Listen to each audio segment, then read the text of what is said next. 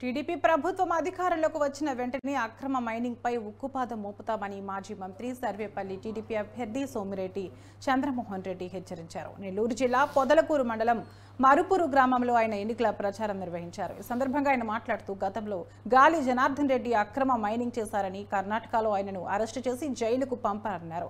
గాలి జనార్దన్ రెడ్డి తరహాలో కాకాని గోవర్ధన్ రెడ్డి మైనింగ్ చేసిన వారిపై ఎటువంటి చర్యలు తీసుకోకపోవడంతో దర్జాగా బయట తిరుగుతున్నారని ఆరోపించారు.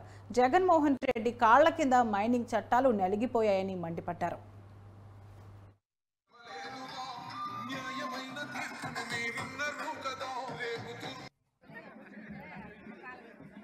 పొదలకూరు మండలంలో యథేచ్ఛగా ఇటు క్వాడ్స్ అంటే తెల్లరాయి, తెల్ల బంగారు, గ్రావెల్, అక్కడ ఇరువురులో ఇసుక 5 ఏళ్లు వేల కోట్ల రూపాయలు దోపిడీ చేస్తుంది. నేను పోరాడితే ఇప్పుడు నోటీసులు ఏమిస్తారంటే వాళ్ళకి మొగళ్ళూరులో ఎర్నాళ్ల శ్రీనివాసులరెడ్డి, పేర్నేటి దినేష్ రెడ్డి 1,40,00,000 రూపాయలు వేసినారు. అట్లే 1,40,00,000 పెనాల్టీ వేసి షోకాజ్ నోటీస్. కే కోటేశ్వరరావు మొగళ్ళూరు 25,39,000 వేశారు. మోపూరు శ్రీనివాసరెడ్డి మరుపూరు, అది కూడా 6 మైన్లు నేను పోరాడితే ఇప్పుడు నోటీసులు ఇచ్చారు, వాళ్ళు పెనాల్టీలు ఇచ్చారు.